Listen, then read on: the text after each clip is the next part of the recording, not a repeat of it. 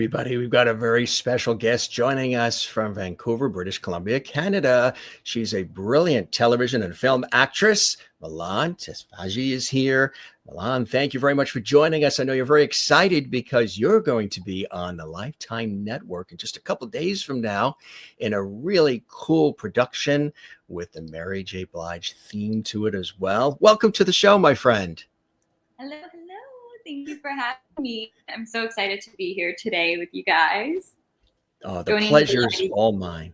Yeah, the Lovity Group. Exactly right. You got that memo about Lovity here at the Jim Master Show, right? Oh, yeah. I got it. I'm going to start using it all the time. I want everyone to have a Lovity day. That's what I'm going to start saying. That's right. That's what we have to do. We got to get a whole Lovity wave going. I think that the world could use that right now. Well, you've been doing that for a long time, just in your everyday living, right? You love what you do and you add a lot of Lovity to all of it. And you give 110%. And all these great shows you've been in, you've seen her gang on television, you've seen her in film, and now she's starring in something very special, which is going to be coming up on Lifetime. We're going to tell you about in just a second. But first, how's the weather there in Vancouver? You know, we're on the East Coast of the United States in the New York area, so it's a little nippy at the time of the show. How are things in beautiful Vancouver? It's beautiful right now. I can't complain because usually this time of year we do get a lot of rain, but it's been blue skies, sunny, maybe -1 Celsius. I'm not sure what that's in Fahrenheit, but it's been great. It's been gorgeous. I'm hoping it stays this way. Usually February, we get a little bit of snow, but as of right now, I can't complain. It's been incredible. That's fantastic. Well, I'm excited. Oh, yeah. What do you like to ski? Do you like to be out in the snow at all? Or do you prefer to be inside the lodge with a hot cup of cocoa? Honestly, I love being inside with hot cocoa, but I do love skiing. I haven't been in a while, but I definitely want to go back. And I think Whistler is really close to Vancouver. So, I mean, it's in Vancouver, but it's only like an hour out. So, right. It's beautiful. Yeah. I've never been to Whistler. I have friends that have, and they absolutely love it. Matter of fact, the whole Vancouver area. But you hail from Alberta. You hail from Edmonton? Edmonton, Alberta. Oh, yeah. It's so, I would always say we call it the prairies, but the lack of words, it's like the Midwest of Canada, but not the Midwest. I mean, you got a lot of like land and families there. It's a really beautiful place to grow up. It is very cold, that's for sure. So I think coming to Vancouver was kind of a good shock because we don't get these extreme winters. But Alberta's beautiful. It's very chill and calm, I would say. It is. You know, I was on a television shoot and a big TV project in Edmonton last year, and it was the first time I was that far north in Canada. And it was terrific. We got a chance to really see the city and tour Edmonton. For those that are watching who are not familiar with Edmonton, it really is like the largest, most northern city almost basically in Canada. And like you say, the prairies, you know, it's interesting. If anybody watching has not been to Canada, and the images you have just of Canada are big mountains like the Swiss Alps and skiing and Olympic sports and hockey and, you know, dog sledding and all this other. You go to the middle, you go to Alberta, and it is like Nebraska. It's like Iowa. It is flat. There are no mountains. You fly in and you come out of the airport and you're like, where are the mountains? This is Canada. Where are the mountains? Not here. You got to go to Calgary and like west of the Rockies. The Rockies. Lake Louise is stunning. Oh goodness, Banff is beautiful. It's like picture perfect. It's like 4 or 5 hours out. You know, when we were there, it was interesting because it was a 2-day shoot and we got a chance to go to a couple of different cool things. We got to the radio station network CKUA. We got to go in there and tour that beautiful broadcast facility downtown Edmonton. And then we were taken to the beautiful art gallery in Edmonton, that big modern white building with all the stone, the white marble and the glass. We actually filmed inside that.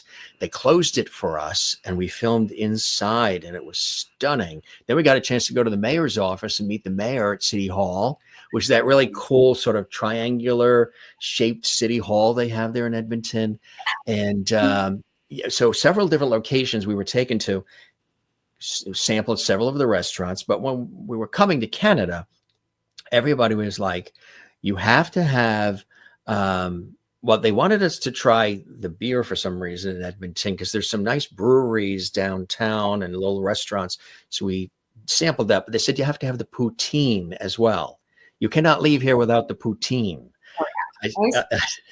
Oh my gosh, I love poutine. If you're in Canada, you have to have poutine. Tell the viewers who are not familiar with what poutine is, what it actually is.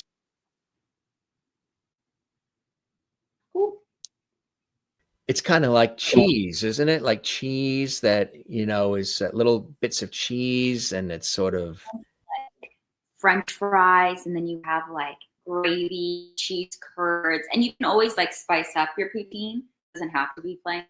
Like I know some people will put pickles on it. I know that sounds random, but I've seen it happen. You can put like ground beef on top, some chili powder. But a classic poutine is French fries, good gravy, good gravy. Cheese curds, lots of cheese, and it's all melted in together, and it's like the best comfort.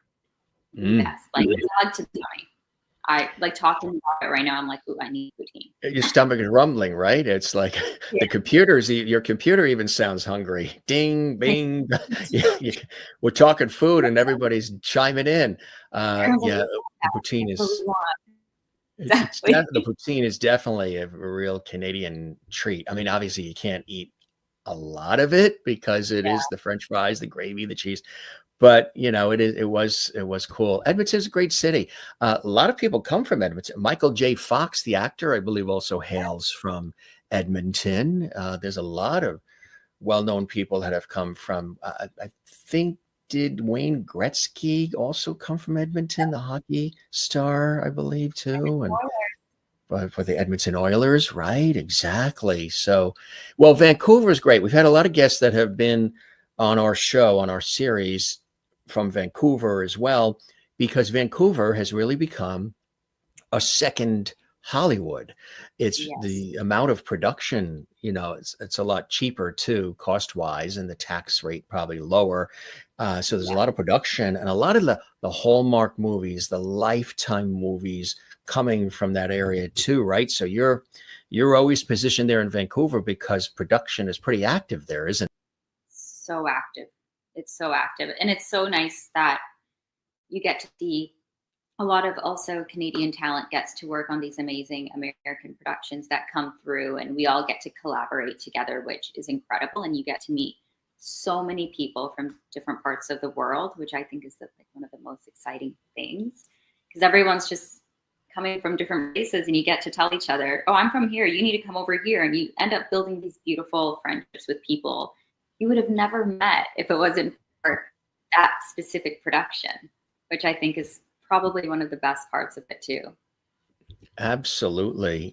And people, like I mentioned, who are watching, who are super fans, and we welcome everybody watching around the world to the Jim Master Show Entertainment Lifestyle Celebrity Talk Show series. If this is your first time here, we love having you here.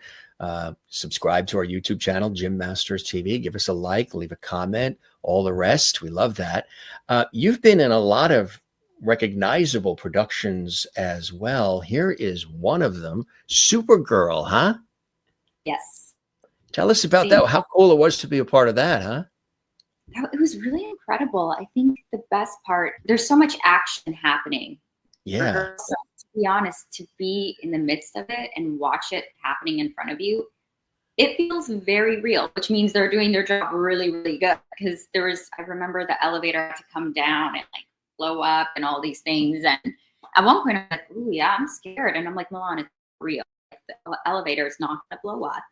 But everyone was so committed to their roles that there was a point where my body forgot and I had to find myself, it's okay. It's not blowing up. You're going to be good.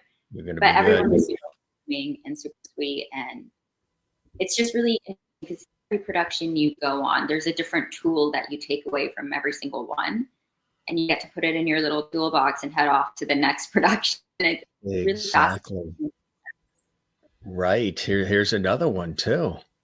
Yep. Yes. Oh, that one was really fun. It was this character, Laura Kelly was her name. She was definitely quite the opposite of me. And I remember reading it going, oh my gosh, okay. Because you read a script sometimes and you have a perception of it, and then you go into it, something else comes out. Right. And it's very, I remember being like, ooh, this is making me feel a little comfortable, but in a good way. And usually when something like that happens, I want to do the role because I'm like, okay, let's challenge myself and see where we can go with this character. And I ended up finding that I related to some parts of Laura Kelly. And I was like, oh, because she was a very complex character. When, on paper, when you would look at her, you're like, oh, this girl's having an affair, essentially, but she doesn't know she's having an affair. And it's all these things mixed into one. But I try my best not to ever judge any character I'm playing. I try to have some empathy for them and try to things I relate to so that we can tell the story in the most authentic way. Would you say that you're complex as well? And is that one of the things that you connected with that role on and that character? Absolutely. I feel like I can be really fun and silly, but there's so many layers to me. I would say it's like an onion. I think all of us have a little bit of that. I think so much more than to what meets the eye when you meet somebody. And I think with acting, it kind of gives me that outlet to tap into all of it.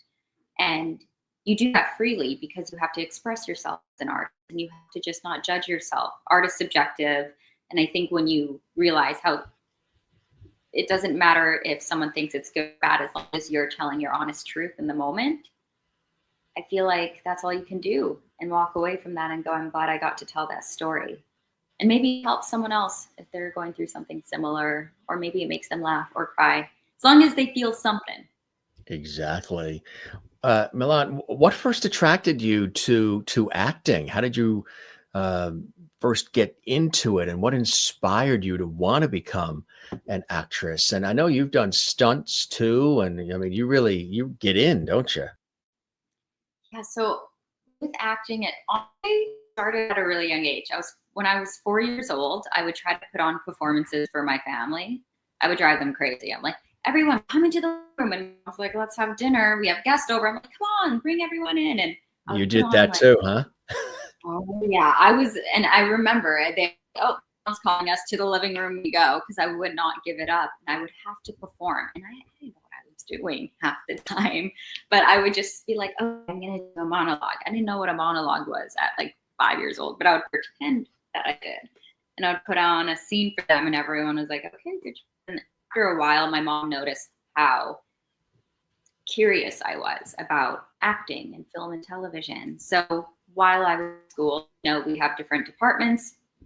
I started taking drama class as one of the classes you can take. And I just love it. It was kind of always with me. I feel like it's interesting when people ask, when did you discover that you loved it? It kind of, from the start, it was just like, I know this is what I want to do. And there was never a question about it. It was more so, how do I approach this as I get older, of course.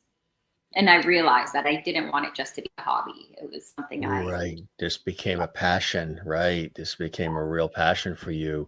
So what would you, if you look at the body of work so far, what was a real pivotal door opening role for you or opportunity for you, even if it's a school play, whatever it may be? Was there something that really sort of got that ball rolling for you, Millan? Absolutely. So when I first moved to Vancouver, I remember I auditioned for 2.5 to 3 years straight. Mind you, everything was learn as you go. I had no idea what I was doing, but I knew I loved it. So I was like, okay, we're about to learn. So I learned as I went. And after auditioning 3 years, I finally booked Siren. And I would say that was the pivotal moment for me in opening doors and opportunities, because Siren. Yeah. it was such a blessing in so many ways, because it allowed me not only just to learn, grow as an actor, but this character specifically, it challenged me in ways where the physicality had to be there, the accent had to be there, the primal instincts, because we're mermaids that come onto land, but we're intelligent creatures. So you're dealing with so many different aspects of acting, and the emotionality, and it was incredible. It allowed me to be a sponge, and for that to be the first major things, I was able to take everything in around me, and from then on, it builds a confidence in you moving forward. Once you do something, you're like, okay, cool. And then it just kind of was a domino effect from there. How do you prepare for a role? Is there a certain routine? Is there something that you do to get ready? Not just, of course, studying the script and the lines and all, but are there certain things that Millan does to be able to then shut the rest of the world off and dive right in and immerse yourself into the role? Do you have a certain way that you prepare? Honestly, for every role, it changes. I find depending on the character, the energy I'm feeling on the day. So usually I for sure always have to write out my lines, and I'm such a visual person, and I have to look at the paper and see it. But the biggest thing is going on a walk. Like, I love going on a walk by the water and creating a story of who this character is as Millan. And I think that was the biggest thing, is how do I bring myself into this character rather than trying to become what I think it is. And I think that has really helped me through my career. And sometimes the process is you read your lines, you take a nap for 30 minutes, and you wake up and it clicks. It's really random, spontaneous. And depending on the role, I have coaches and mentors that I will work with if I want to dive even deeper. Sometimes someone says one word, and for some reason it could be the most simple thing, and a light bulb goes off. And you're like, wait a minute. And your energy shifts, and it's a feeling you can feel within yourself when you're doing the role. There's a sense of comfortability with the character. And the character really does choose you. You hear that a lot, but like, I've experienced times where I'm like, ooh, this doesn't seem like me. And then you'll do it, you're like, oh, this felt really good. Wait a minute. And so you never can predict what will sit with you, what way. Because sometimes you read something, you're like, yeah, that's totally me. And then you go in and you're like, I don't know. Exactly. I hear that a lot from musicians and singers too. They'll say, I didn't find the song. The song found me. And Yeah. it's a lot of it is something within, and I think rises to the surface. And then there's this other thing out there that maybe plugs into that. And then boom, here's this beautiful thing that happens. And that happens with you, it sounds like, quite often, huh? Yes. I think with age, I find slowly and slowly, the more I know myself, the more I can recognize when something lands. Because I feel like there's certain things that we all have about ourselves that we're confident in. We all have our insecurities, but we have certain things that we love as well about ourselves, which I think is an important balance. And certain characters will bring out certain traits of myself where I'm like, oh, I'm happy that I can know that side of me rather than just one side that maybe people would think of. I feel like there's people will meet you and everyone has a perception of you regardless. And it's nice to challenge that perception. Not that it's our responsibility to, but through your roles, it's nice to bring out different sides, and everyone's like, oh, whoa, I didn't see that coming. And you're like, like the fun, thrilling feeling to do that. That's fantastic. It's a great way to look at all of it and to appreciate it, and then to be able to share it in the way that you do by taking on these incredible roles. There's another, you were involved in this too, right? Sight Unseen. That was probably one of my favorite roles, that I played Skylar, and she was so witty and funny, but she almost lacked a certain awareness, and that made it even funnier. And I had an incredible time playing her because she really means what she says. But with that, a lot of the things she says, you're kind of like, Skylar, stop. No. And there's this like darkness to her even though she's so witty and light. So it was interesting to bring a character like her to life because she's this influencer chick and she cares about the views and the followings, yet her friend goes missing and may be dead, but she doesn't seem too concerned about it because of her views. So it's like this weird, you want to feel bad for Skylar, but you're having trouble feeling bad for her because you're like, hey, her moral compass, where is it turning? So it was fun to take that character on. That's amazing. Yeah. And that's the beauty of it. If you're having fun with it, it all just comes through. And I know Yes. oftentimes it's intense, but you know, how are you able to separate yourself from a role? If a role is intense, a role is all consuming. I know I've heard stories where performers have said they've taken on a role, and especially if it was an ongoing role or a major blockbuster movie where they were working on this movie for 2 years, and sometimes the person has trouble detaching from that character that they've become.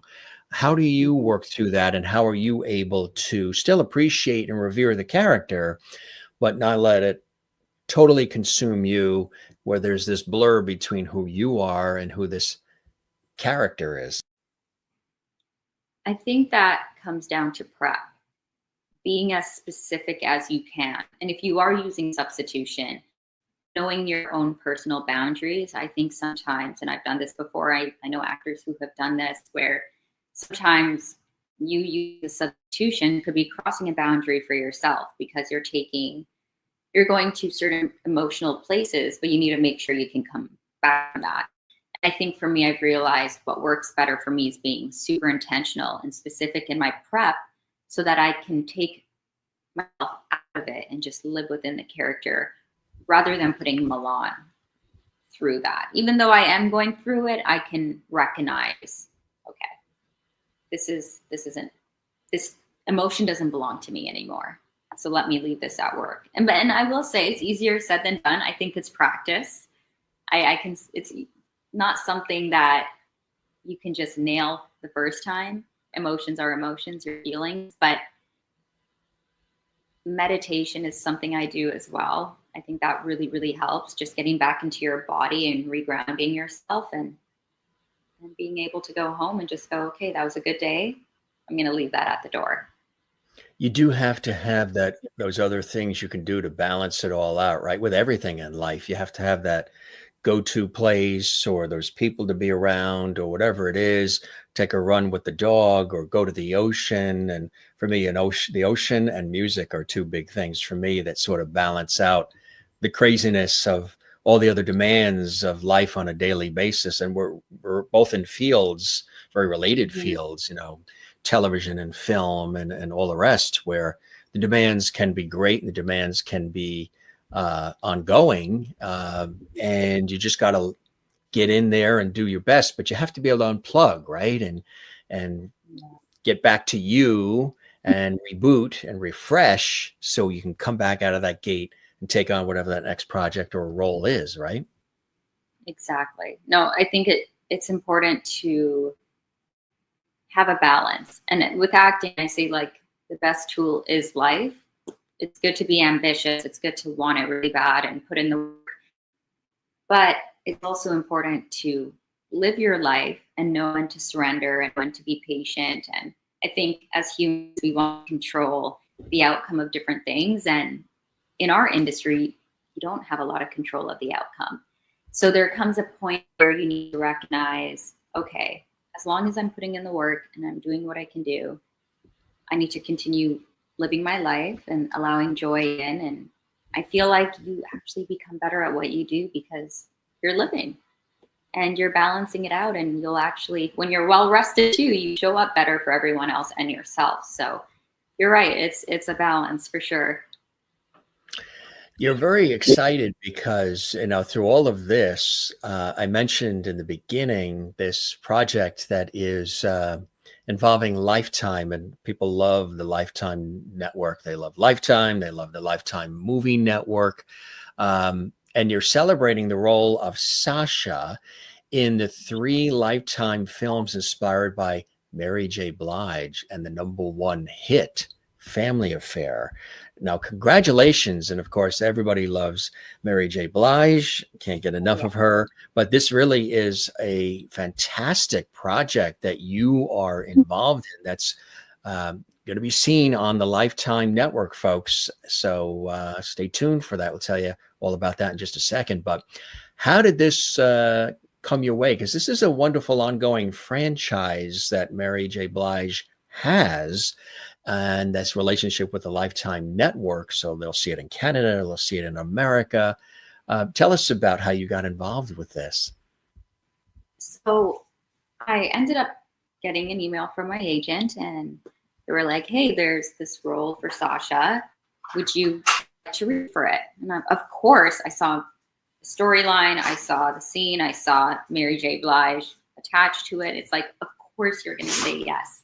I went in, I did it, kind of forgot that I did it. Time went on, and you just let it go. And then all of a sudden I got a call and I ended up booking it. And that was honestly, it was such an incredible feeling, because I feel like Sasha has been such a blessing in so many ways. She has been an incredible character to play. She is fun. She's a go-getter. And seeing the relationship between Kendra, who's played by Ajiona here, and Sasha, developed through Family Affair, Real Love, Strength of a Woman.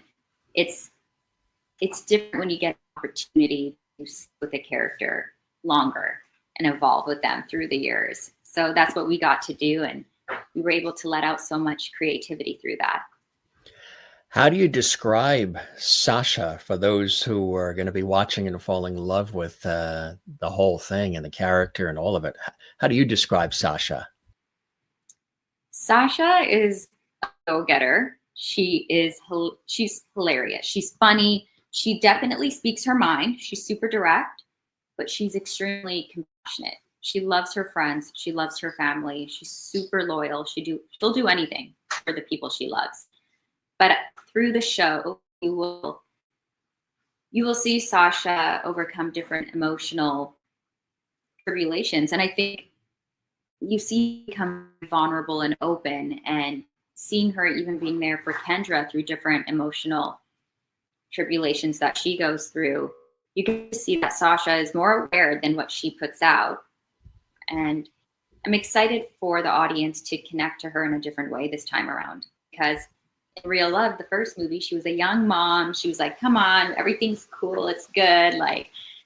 And then you see Strength of a Woman, you see her really stepping into becoming a woman. Like, she really grew up, and she really just evolved as a mother. So the third movie is going to be fun, because they're going to see a different side of her. And I'm excited to see how people feel about her.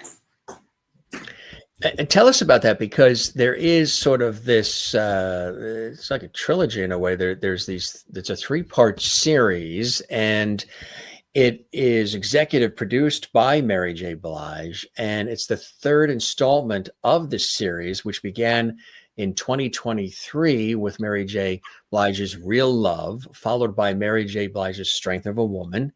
And your character, of course, transforms from a young, wild mom into the strength of a woman, into a mature young woman who embodies compassion for her sister, Kendra, as you mentioned, and those around her.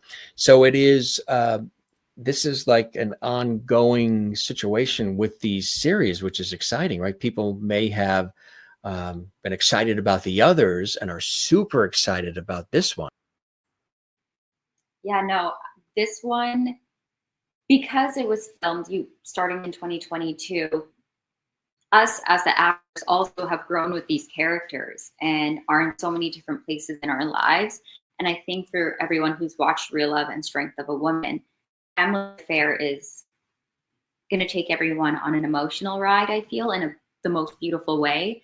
There's so many things the audience will be able to connect to. Even me reading the script, I remember just being like, wow, there's so many real life things that take place that people deal with on the daily. And I think a lot of audience members will be able to connect to it even on a deeper level because of the storyline that has been given. It's a really, really beautiful story they're telling.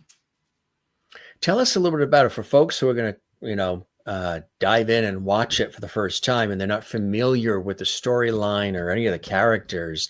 Maybe you can give us a little teaser of what the storyline is. Mm-hmm. So Family Affair is a time jump.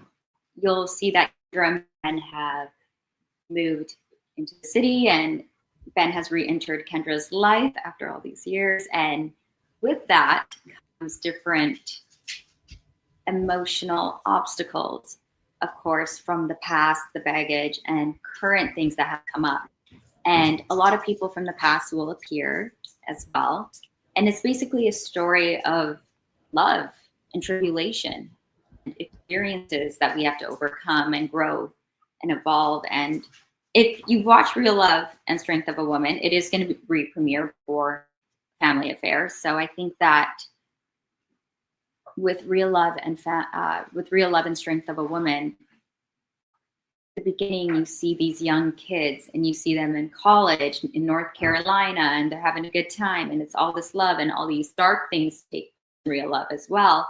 And you see Kendra come out of it, and she becomes a successful photographer, and her career is blossoming, and now she has to transition into her personal life, which is her love life. And does Kendra want a family? Does she want this? Does she want to stay? Does she want to go? All these things that we kind of hit as a crossroad, or sometimes we have midlife crisis and we're like, oh, okay, I thought I wanted this for my life. Now that I've done everything I wanted to do, but maybe I want more. So I think it's going to be a mixture of all these different things, but I think everyone will enjoy it. Even if you just jumped on and watched Family Affair, you'll still be able to catch on right away. And then I think you'll end up wanting to go back and watch Real Love and Strength of a Woman.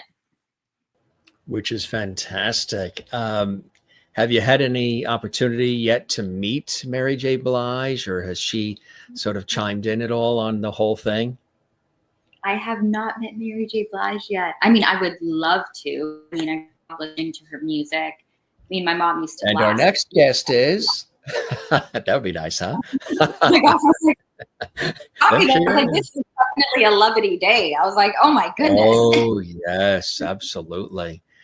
But I grew up listening to her. She's a legend, and it's Mary J. Blige. It's like, she's incredible.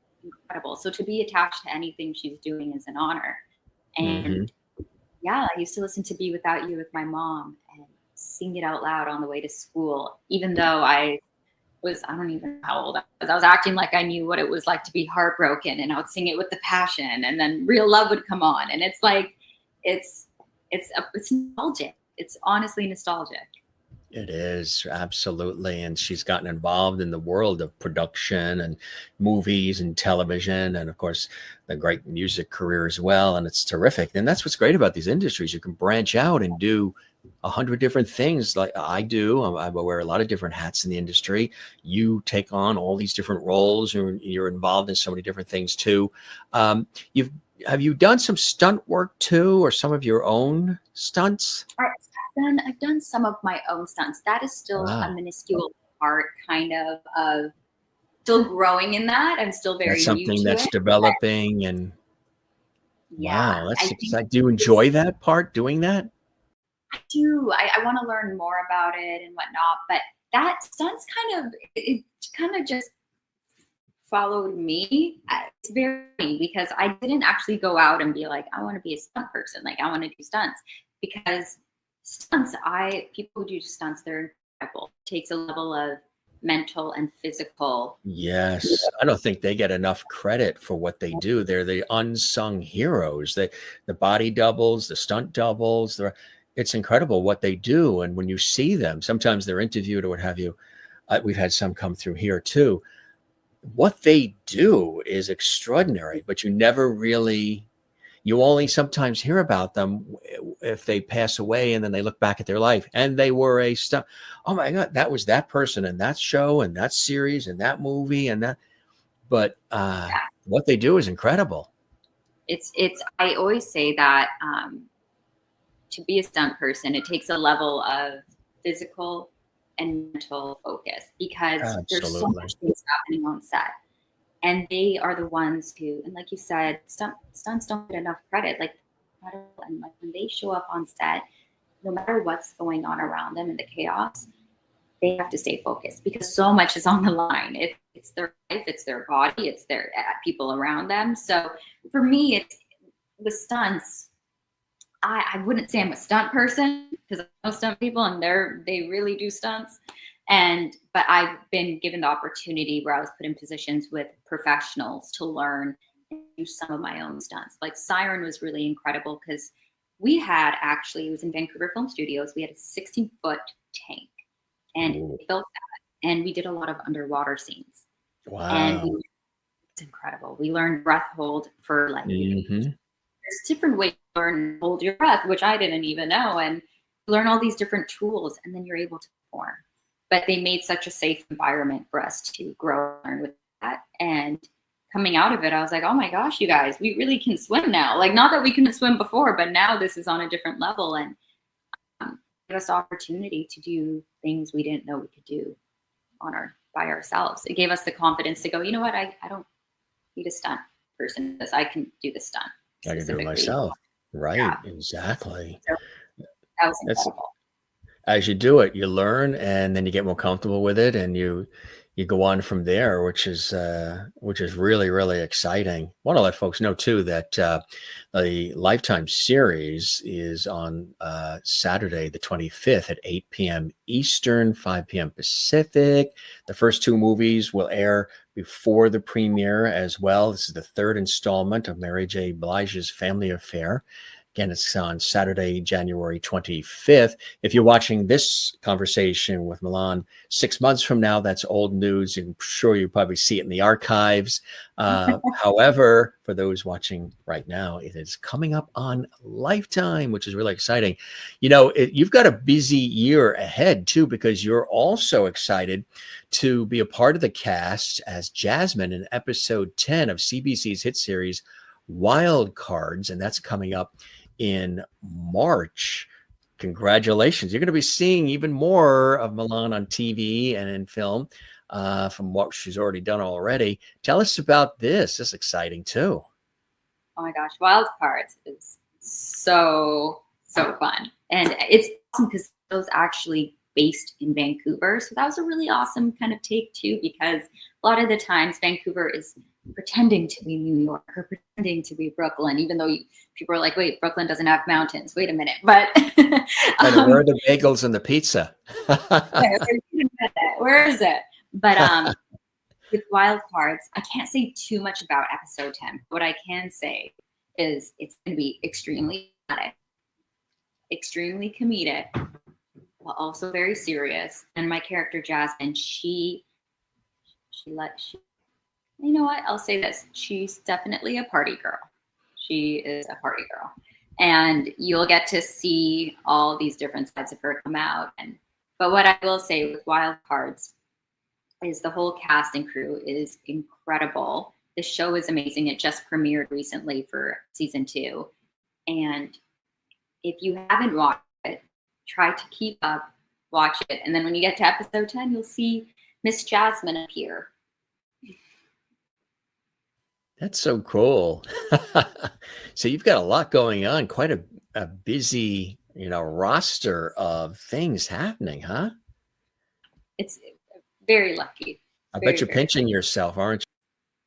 Oh, definitely. I mean, I think the coolest thing is go on a show and people you grew up watching or you currently watch are right in front of you and they're your colleagues and you get to work with them and collaborate with them. And I think that's the coolest thing about this industry is you just never know. And I always say you just never know can either be a positive or negative thing. I choose for it to be a positive thing because your life is consistently changing, but that's the whole thrill of being in this industry.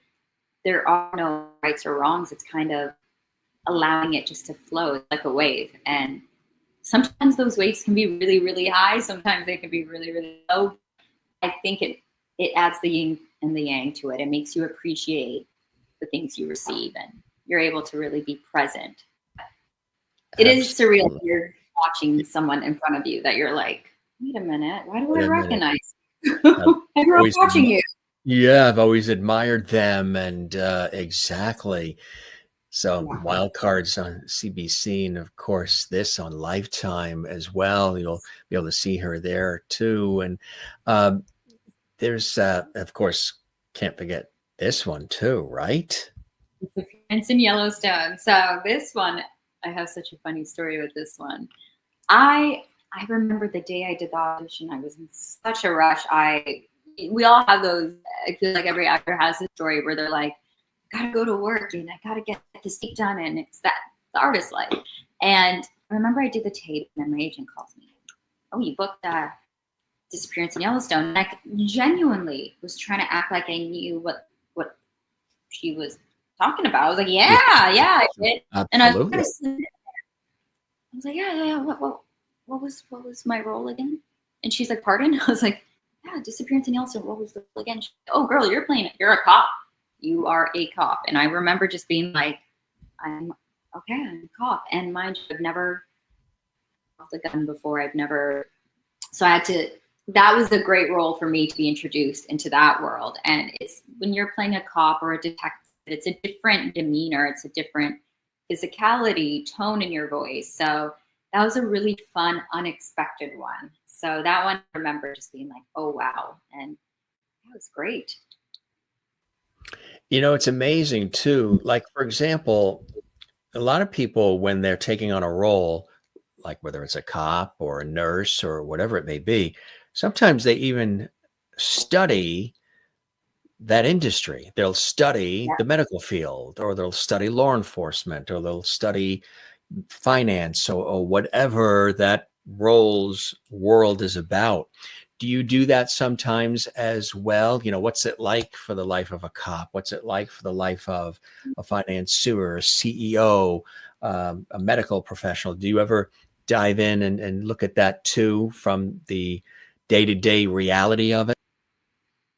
Absolutely. I think it's really important to understand where your character is coming from so that you can convey the story in the most honest way. If I'm playing a cop, or if I'm even playing a mermaid, when I was playing a mermaid on Siren, I was like, okay, now how do I research this? And I realized it's like, okay, let's watch a documentary on whales and fishes and just marine life and see the way they move. And that helps with physicality and the primal instincts. And you have to allow yourself to create the world essentially and understand the world so that when you step on set, that work is done and you can really just be present. Is there a role out there as well? I mean, you've got so many, but is there a role out there or the type of character that has eluded you thus far that you would love to be diving into? I mean, listen, I love space. Anything to do with space, I'm I like obsessed. that I've watched one. every space documentary you can think of. Why, I don't know, but I just think it's fascinating. So I remember watching Interstellar for the 7th time. It's one of my favorite movies, directed by Christopher Nolan. It's like just an amazing movie. And watching even Matthew McConaughey in his lead role, or Anne Hathaway playing Bran, there was something super complex about each of those characters. They had so much ambition, so much drive, and so much compassion to save the world at the cost of maybe hurting the ones that they loved. All these internal dilemmas and battles. And I think watching that, I was like, what an amazing role to play. And then I would love to play something similar to that, because there's so much to unpack. And as an actor, that's a dream. You take something and you're like, oh my goodness, I have so much to work with. Let me see what I can do. And I watched the movie recently, too long ago, once again. And every single time I'm discovering something new within their characters. And I think that's really cool too, is when you can watch somebody in their character and realize it's like endless. Like you can keep watching it, but it's not boring ever. Right. Exactly. Yeah, I would love to play a role that's not predictable, something that maybe has a little bit of a shock factor. I think that's kind of fun. A lot of times when you're on set and you're in front of the camera or in front of the microphone, whatever it may be, because you're so immersed in what you're doing, you do get a moment or two to watch what the other elements are that make it come together. the producers, the writers, the directors, the camera people, the lighting people, the makeup artists, whatever it may be. Have you had an interest? Has anything sort of tickled your fancy as far as getting into the producing, directing, writing side of things, as you're surrounded by these talented people who are those other puzzle pieces that make it all happen? Sometimes some people like to stay in the lane. No, I want to do the performance. Others are like, I love the performance, but boy, one day I'd love to try directing, writing, producing, creating my own work as well. Does any of that interest you? Absolutely. I feel like directing and producing is something in the further future that I would love to do and convey stories in that way, in a different way. Writing is something I would love to get into. And I always say I never want to limit myself to one thing. Why not, if you can, and if you want to, step into all lanes. I think it only helps you have a better understanding of acting and being an artist, being able to tell stories in a different way. I love watching directors when they're in their element, and I love seeing them get excited, and you can see the passion. I think that would be a cool feeling to experience through their lens. And anytime I'm on set, I always love to be a sponge, just to and watch the environment around me.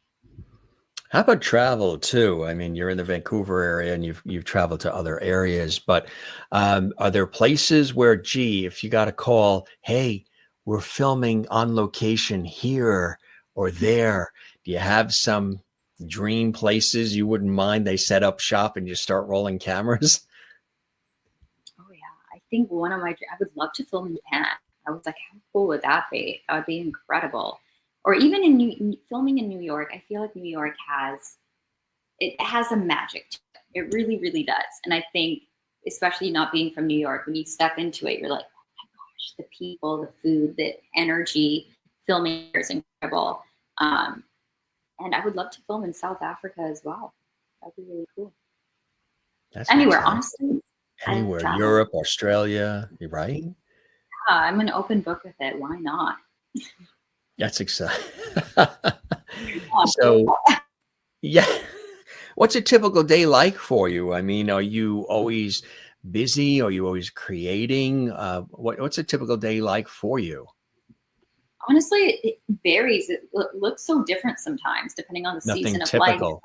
Right. Yeah, like, there's seasons in my life where it's a little more quiet and a little more slow, and I love to be on my fitness, wellness game. Over here, I love going to the gym, and I love going for walks by the seawall. I love biking. So my biggest thing is Me too. Yes. Yeah. So peaceful. You throw in your music and you have nature all around you.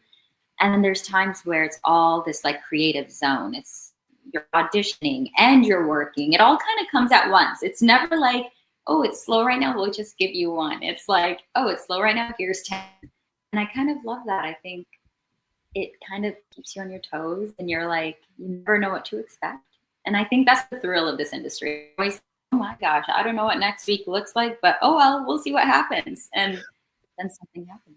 Are you good at multitasking? Are you good when there's like 17 things happening at once? The phone's ringing, there's emails, you're getting this call, there's this, that, and you're working on a project and everybody's pulling at you all at the same time. Are you good working under fire, or do you like to have everything sort of compartmentalized? Okay, I've done that, that's done, put it away, and now I'm going to go on to the next thing and give that 100%.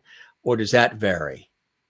I think I like to mix the two together, because I do find when you're under pressure, you got fire under you, you sometimes end up doing your best work because you don't have time to sit there and analyze and nitpick. But I'm a person that likes organization too. So when there's a lot going on, I'm like, all right, one step at a time. We're going to start with this. We're going to move on to this. I'm going to get to that email. I create a list. It's still crazy, but it's like controlled chaos. That's what I call it, controlled chaos. I like, that's right. That's controlled chaos. Yeah. Reminds me of a friend of mine who said, I asked her, are you a perfectionist about a lot of things? And she said, well, I'm a recovering perfectionist. So she didn't say that she wasn't, but she was working through it. How are you? Are you very, what I tell people sometimes when they get hung up on trying to be perfect or strive for perfection, one of the things that I have learned and have shared, and then when people hear it, they're like, oh, wow, what a load lifter that is. What a liberator that is. I'll tell them, if you're struggling with trying to make everything perfect, everything you do, everything you offer, everything you present perfect, nice thing to strive for, but it can really wipe you out, drain you, overwork you, stress you out. How about changing it maybe to you're striving not for perfection, but you're striving for excellence. Oh, wow. It's similar. It's very similar, but you can breathe when you say striving for excellence versus striving for perfection. Where do you fall in all of that? I say perfectly imperfect. I think all of our imperfections actually make us who we are, and perfection doesn't actually exist. There's always something you can nitpick. So perfectly imperfect. I always say that. And I always say we're all here just learning and growing. And I think trying, as long as you're trying, that's the coolest thing you can do, in my opinion. It's just try. That's really what it's all about. It really absolutely is. So you're loving the ride. You're loving everything that's going on, Millan, huh? I'm just riding the wave, biking by to see you all going with it. That's the best way to do it. Absolutely. Follow the wave. Your name, tell us about the name. Is your name a family name, Millan? Are there others in the family? How is that name gifted to you? I asked my mom that. I was like, Mom, is it because of Italy? What's going on?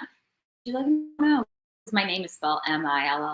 And my mom was really funny. She created her own little meaning to it. She's like, I don't know. I love the name Millan, and I thought your worth to me is more than $1 million. And for some reason that correlated to Millan for me. And I just decided to name you Millan, and I threw an L in there. Kind of like LL Cool J. Oh, I like that. That's so that's where the extra L comes in. Yeah, I like that. Yeah. Well, it's really cool, and it does stand out. And I think it's great even for the industry because there's a lot of Mary Smiths and things, but this stands out. So people, when they hear that name, they know what to expect and the incredibleness that you deliver. So there's a lot of great things that are happening. You're very excited about it. And we're going to be seeing and hearing a lot more of and from you, which I think is great, and encourage folks to check out Lifetime, which is going to be great because it has the Mary J. Blige touch and also the Millan touch as well, as she continues with this fantastic project that's happening. And this is Mary J. Blige's Family Affair. And of course, all the others and Wild Cards too, CBC, check that out. And that's coming in March. She's going to be on that episode and all the other cool things that she's working on and has been in as well. We just really scratched the surface on a lot of great projects that she's been in. I hope you enjoyed the time with me as much as I absolutely have with you. And you're, of course, on all the social media, right? People can find you here, there, everywhere. Absolutely. Millan Tesfazgi, you type that in, you'll find me. Excellent. This really was cool. I call these not interviews. I say it all the time to everybody. I call these conversations, free flowing, nothing scripted, a really good conversation. People now, when they see you on television and they see you in film, they'll get a deeper understanding of the energy, the passion, the authenticity that you put into everything, the love you have for it. And I hope you enjoyed the time with me as much as I absolutely have with you, my friend. Thank you so much. And I hope that you have a lovely day. Thank you for allowing me to be part of the Lovity crew. And hopefully we all see each other soon. Yeah, I always tell all the guests we're going to keep the porch light on for them. So we will keep the porch light on for you. You are welcome back here at the Gym Master Show anytime you like, my friend. Definitely come see us again. Spread the word about our show. We would love that too. Absolutely. Congratulations on everything too. I think it's really cool. You're living your dream and you're living it fully, and you're sharing your art and your talent and your passion and your levity with the rest of us. So we benefit from all that, my friend. I appreciate it. Oh no, all the levity. That's all I'm going to say today. Exactly. Yeah, that's it. It's a lovely day on the Gym Master Show always. Hope you enjoyed your time with us. It was a blast. Have a wonderful day. Thank you so much for having me. You're welcome, Millan. You take care. Be well. You too. Bye, everyone. See you on TV. Wow, we thank Millan for joining us. And gang, if you enjoyed this episode of our series, we encourage you to give this episode on our YouTube channel a thumbs up, like.